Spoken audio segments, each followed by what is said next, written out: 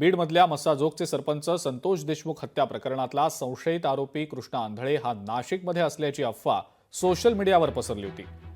Nashik road इथल्या मुक्तिधाम परिसरात तो फिरत असल्याचे व्हिडिओ सुद्धा सोशल मीडियावर व्हायरल झाले होते। पोलिसांनी या तत्काळ सगळ्या बाबी तपासल्या। त्याचबरोबर मुक्तिधाम मंदिर परिसरामध्ये सर्च ऑपरेशन करत तिथलं सीसीटीव्ही फुटेज सुद्धा तपासलं आणि लॉजिंग बोर्डिंगचे रेकॉर्डही पोलिसांनी पाहिले। मात्र या सगळ्या तपासणीमध्ये कृष्णा आंधळेशी मिळता जुळता चेहरा सुद्धा समोर आलेला नसल्याचं पोलिसांनी या तपासानंतर सांगितलंय। सोशल मीडियावर फिरणारा व्हिडिओ ही एक अफवा असल्याचं पोलिसांनी आता स्पष्ट केलंय।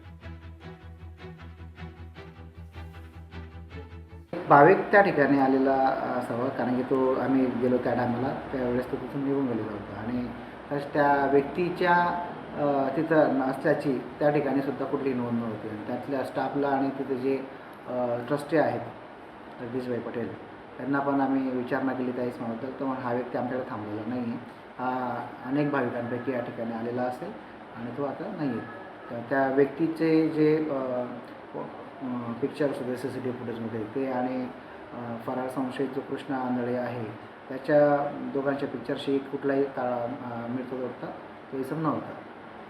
तर ती एक अफवाच होती। लोकशाही मराठी ऐका, पहा, जागरूक रहा।